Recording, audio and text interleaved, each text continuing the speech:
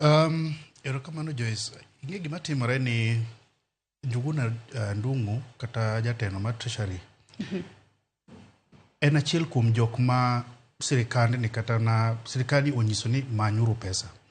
Koro gima rach gi sirkal ma wantiere go ni gimanyo the easy way, yo mayot minyalo yudgo pesa. Ging'e very well ni one,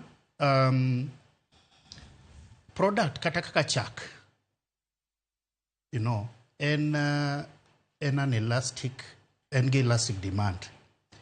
Now, meaning ni chagni chuno ingini chak onge gi alternative. Either imadhe chak kata ok imadhe. Koro ging'eni definitely ji nyaka wang' ng'iewo chagni. To kanyo gibiro yudo go pesa ki. Unlike maybe a product like mkate, ma demand is inelastic. En ing'eni kikelo nam kochuno nyaka acham mkate, anyalo bedo gi alternatives. But gigi duto te biro bedo gi effect, and especially effect maduong' en changes kata na pogruok e consumer behavior.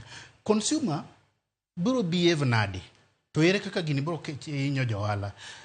At the end of the day, gimoro kata kaka chak, nitiere joma koro biro wacho okay fine, iwacho ni en mar jomomeo ok wabe ng'iewe.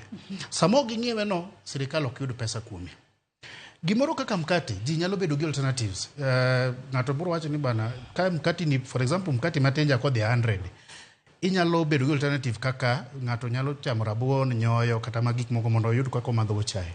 Koro wach mar ni mkate gi chak gin gik jomomewa no, jomodhier, en gimiwuondogo ji gi oko. It's a fallacy.